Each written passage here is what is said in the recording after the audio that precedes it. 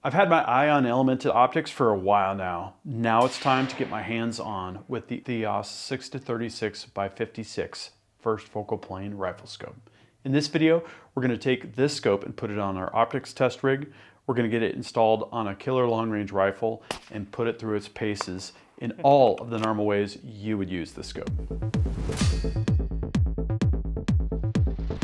Hey guys, Gavin here from ultimatereloader.com. That's right, we've got a number of element optics stories coming up, some pretty unique and cool stuff, but we're going to start with this sort of PRS type long range oriented scope. It is the Theos 6-36x56. Let's get this scope out of the box and see what's included.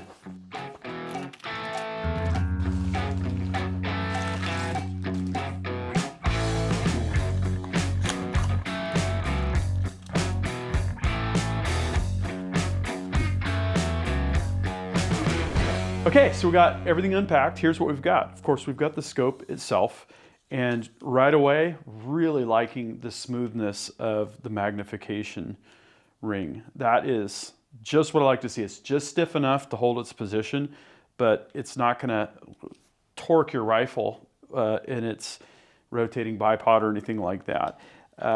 It's got a really nice center dot reticle. I'll go over this in more depth, but this is the APR 2D MRAD.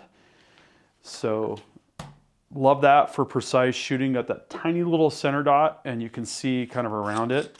If we take our windage cap off, you can see just how nice everything is.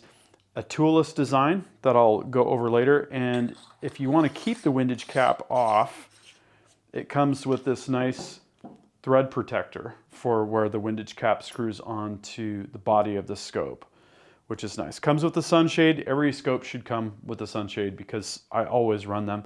We're always shooting into the sun for whatever reason. I think it's a pretty common shooting scenario for pretty much everybody. We've got a nice decal. We've got the owner's manual.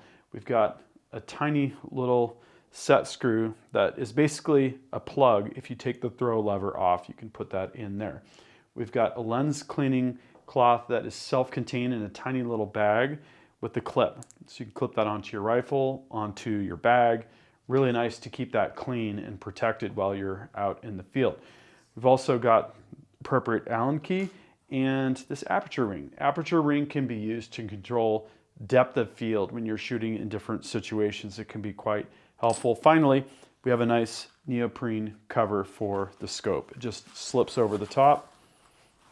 Really nice branding on the side. Totally love it. So that's what you get with the Theos 6-36x56. Next, I'm going to go find the perfect rifle to put this on. We'll select the appropriate rings, get it mounted, take it out shooting. Later in the video, we'll cover all of the detailed specs, feeds, speeds, results of putting this scope on our optics testing rig and more. But I want to get out to shooting.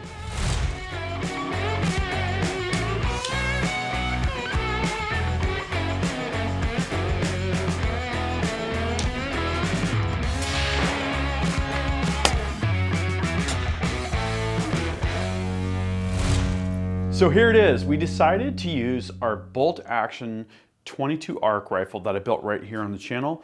That's a separate story that you can check out. What Element sent was the Accu-Lite rings in both medium and high heights. And I started with the mediums and there just wasn't enough objective clearance. So I went with the high rings and this is looking just perfect. I got a nice gap here and plenty of room and got the eye relief set just right, got things leveled and really went together nicely. We also put on the trigger cam, which we used for some of the shooting that we'll talk about a little bit later. So these rings are available in 30 and 34 millimeter diameters and low, medium, and high heights. So let's talk features. So first off, the street price I'm seeing on this is $27.99.99 USD. That's at the time of the recording of this video, and that could definitely change, but that gives you an idea of the price point.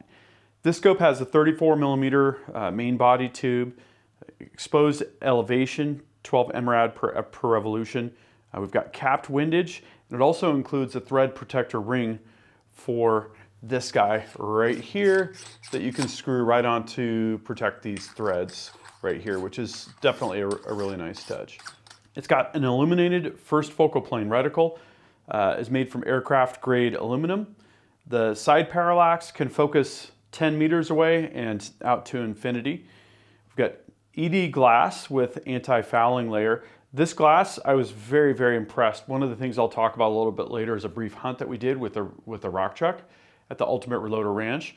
And as I was kind of scanning around the rocks, I was really, really impressed with just the clarity, lack of chromatic aberration, that sort of thing. Really, really good looking glass for this scope.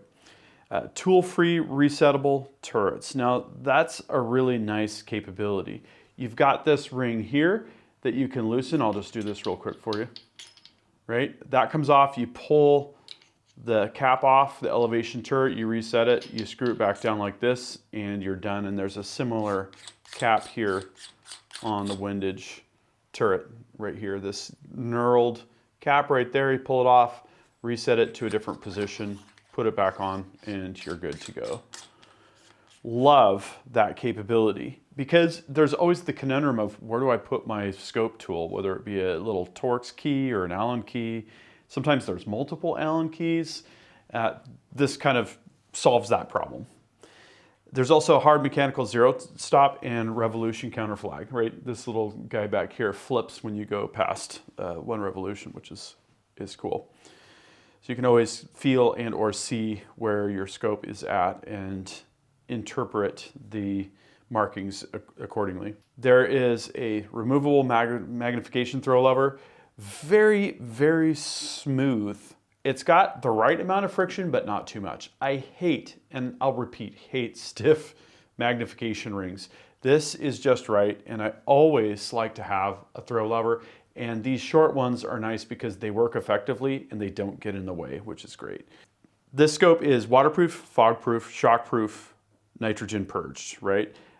Comes with the sunshade, the aperture ring, and neoprene cover, which is great. As you can see here, I've got the sunshade installed.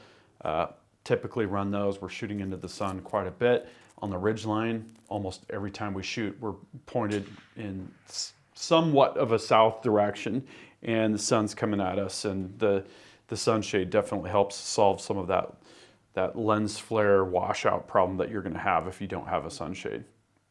Okay, and then in terms of specifications, I'm not going to run through all of these. I already talked about some of this, but I really find that 6 to 36 magnification range is really, really great for a long-range rifle. It's good for precision 100-yard shooting as well. The central dot on the reticle is also my preferred choice for super precise aiming. So I really like that. Elevation adjustment range is going to be 40 MOA or 11.6 MRAD, which is great for these long range scenarios. This BAT TR action has 20 MOA built into it, so great combo there for going out to some pretty extreme distances, including 0.8 miles, which I'll talk about later in this video. So here's a quick look at the reticle. This is the APR 2D reticle. This is MRAD, which this particular scope is set up in. And it's just a really good design. We've got a bit of a Christmas tree going on the bottom, which is great because we can do both elevation and windage holdover simultaneously. But it's not too cluttered. And the isolated center dot is another thing I really like because when I'm doing precise aiming, let's say for instance, target spots at 100 yards for testing and certification of different types of ammo or different rifles, whatever, that isolated center dot is really easy to center in those target spots. And we even use smaller target dots sometimes with high magnification scopes so that we can aim super, super precise.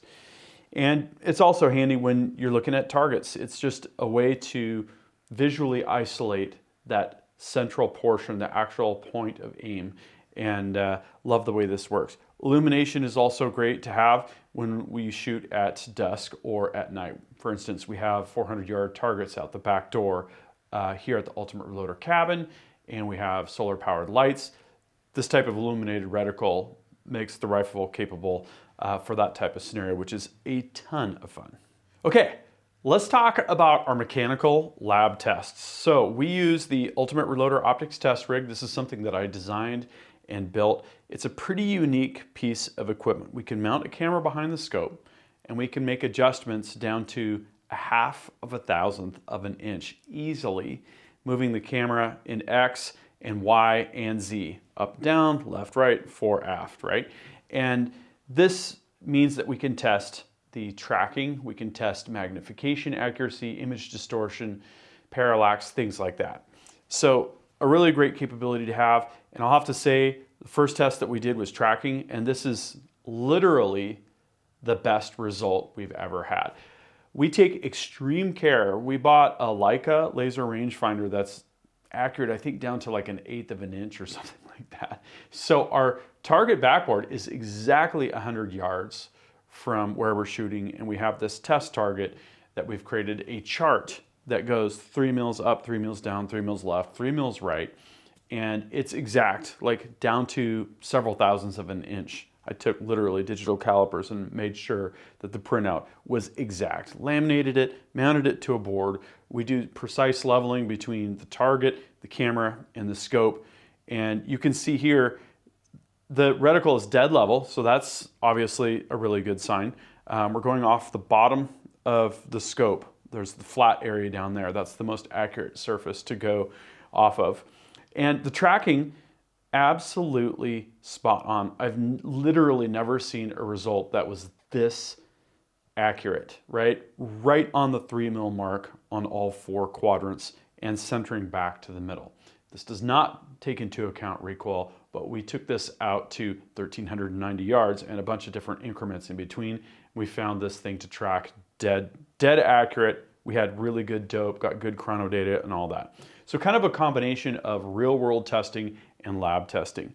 Parallax test, we take the camera and we move it 50 thou to the right, back to center, 50 thou to the left. And we want to see, is that dot going to kind of move around, right? When we set the parallax to 100 yards and when we're at exactly 100 yards. And as you can see here, if you look closely, point of aim shifted very, very, very little, almost a perfect result here. Finally, we have image distortion. And what we do here is we take a frame from the video that we collected, looking through the scope, we draw a perfect rectangle, and we're looking for any kind of pincushion effects or trapezoidal kind of effects. And as you can see here, very parallel gap all the way around. That's a perfect result for image distortion. Sight in on this was really straightforward. I do my traditional trick. I took off the cheek riser. By the way, this is the Ultradyne UD5 chassis. They have the UD3, the UD5, and the UD7. It has to do with the number of M-LOK slots on the side of the fore end there. We have done videos on all 3 of these. The reason I put this together was this is a 22 ARC, which A is great long range cartridge. B, this is gonna be a great varminter, right? So this is a great balance between kind of the lightweight and packable design for hunting and something that we can take to the ridgeline and shoot out to 0.8 miles in this case, right? Anyways, back to the sight in. I did a quick bore sight. I think I was about that far off at 100 yards, which is not bad.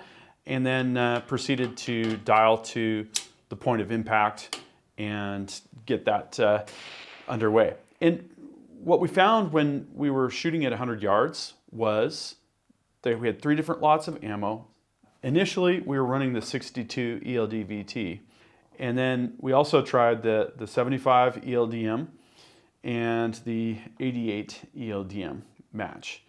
And what we found was when we shot a quick 3-round group confirming 0 with this 88 ELDM, wow, it was like by far the winner in terms of group size, and with a really high BC and high bullet weight, I thought, yeah, this is the bullet that we're gonna use for this story. Next, we packed everything up and we went to the Ultimate Reloader Ridgeline range and put this rifle with the Element Theos optic through our traditional paces. Let me show you how that unfolded next. So I've dialed up 1.3.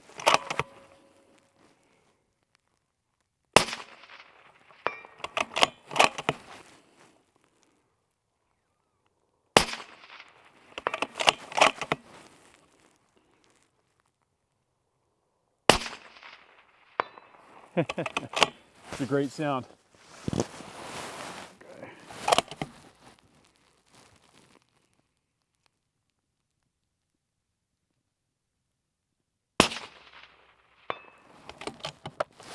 Awesome. Let's go a little further. 660.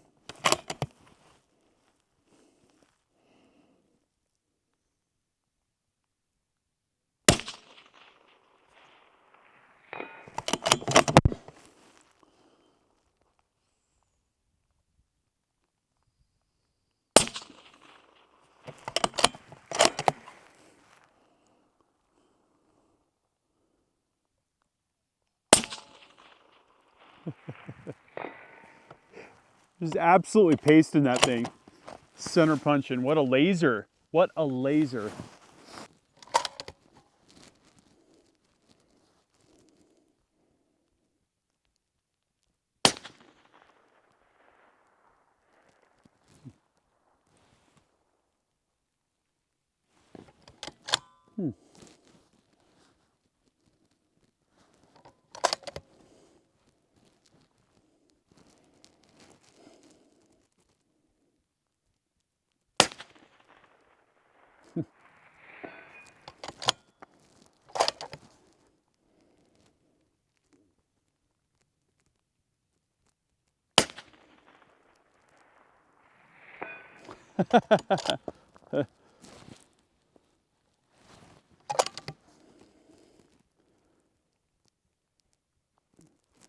Some good mirage coming off that suppressor here.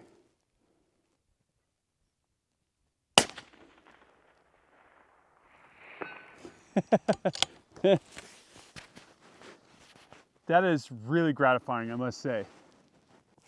Some thick mirage going on there. Let's see what we can do here.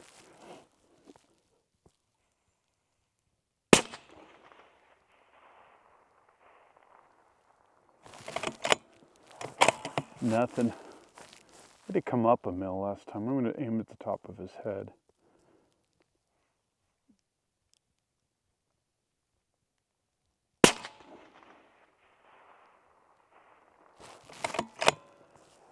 Could we be high? Aim at his feet.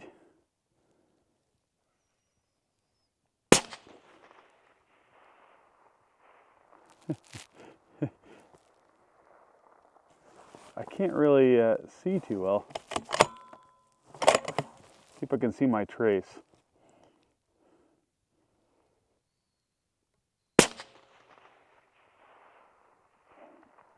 Nothing, dude.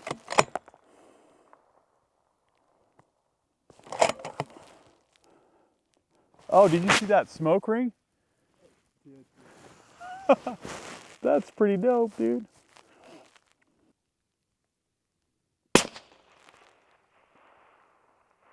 Hit.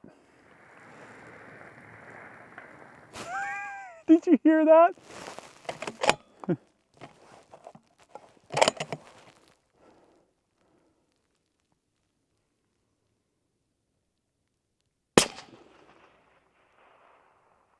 Hit.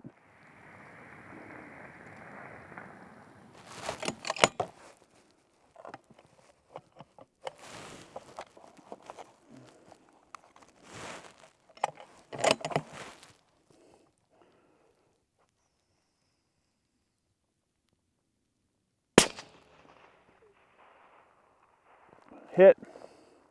So 3 in a row. Aiming at his feet. So it's about a half mil high there. Amazing.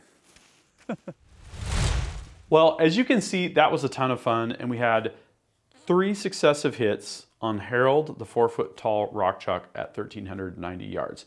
And keep in mind here, the 22 arc is just under supersonic there. So we've got the supersonic to subsonic transition. I think it was like about 1050 feet per second when it hit the target. And I actually waited this time purposefully because you can hear the impact on steel at 1390, but it takes forever to get back to, and it's kind of like a clank sound. I think I likened it to a stick hitting a tin ashtray or something like that. Really amazing to be able to reach out to 0.8 miles with a 22 caliber platform. And we are super big fans of the 22 ARC. We're hoping to do some stuff with the AR platform, which is what the cartridge is for, but in a bolt gun configuration, a ton of fun. And as you saw, the trigger cam really provides that next level of bringing you into the story, kind of having you virtually sit behind the gun with me and see what I'm doing when I'm getting on target and that kind of thing. Okay, what happened next was we were getting lunch up at the Ultimate Reloader cabin, and we rolled up, and sure enough, there was a rock chuck up there, and I thought, hey, let's take that 62 ELD VT, see what we can do with it. I'm going to show that to you next. He's gone. He's a roller.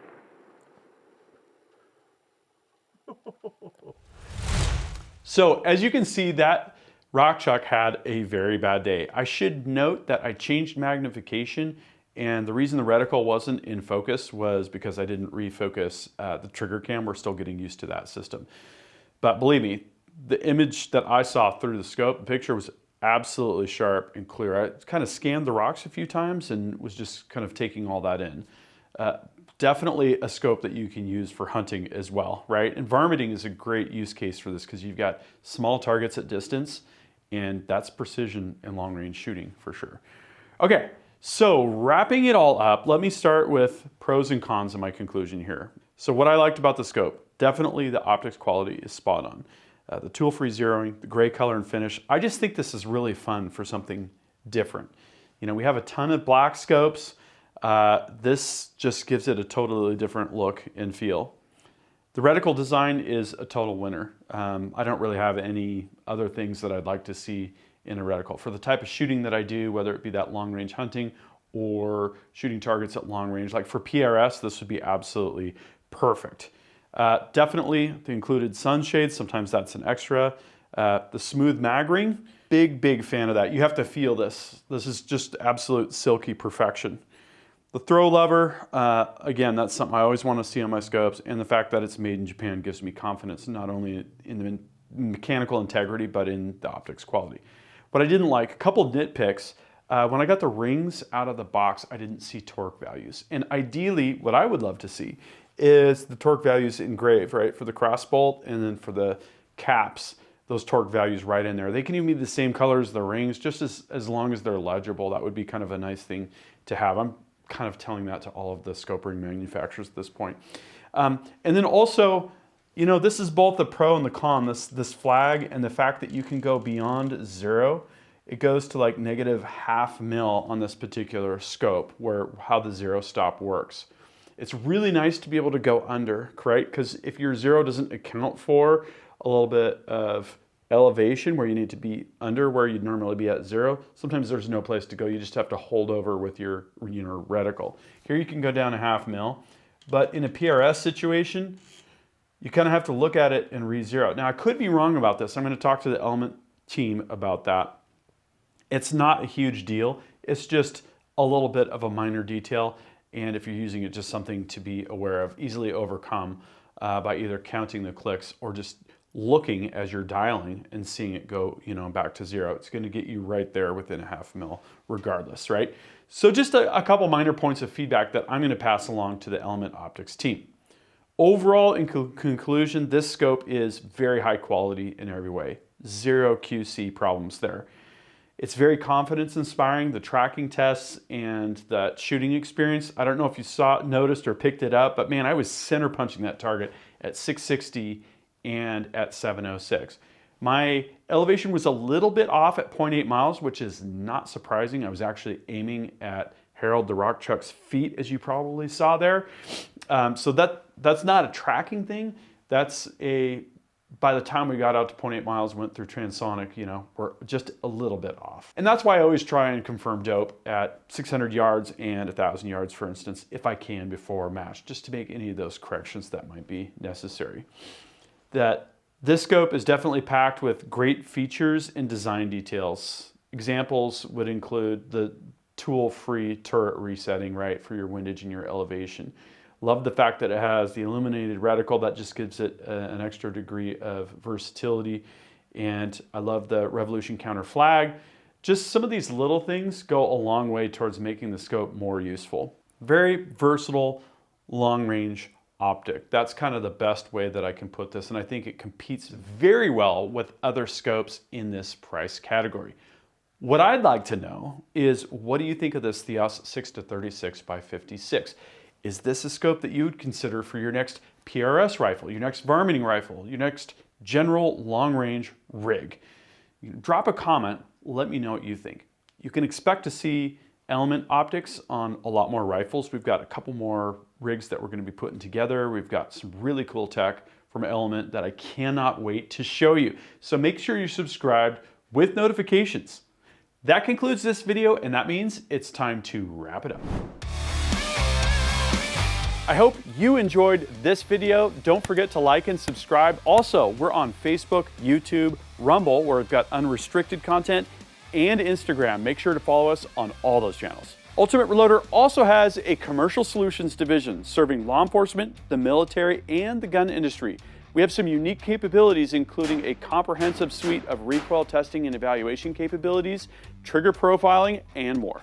If you're interested in custom rifles like what we build here on the channel or gunsmithing services, you're going to want to go to rifles.ultimatereloader.com and get on the wait list. If you want to learn lucrative gunsmithing like what I show here on the channel, including building custom rifles and Cerakote plus a whole bunch more, you're going to want to check out the Colorado School of Trades, schooloftrades.edu. Thanks again for watching.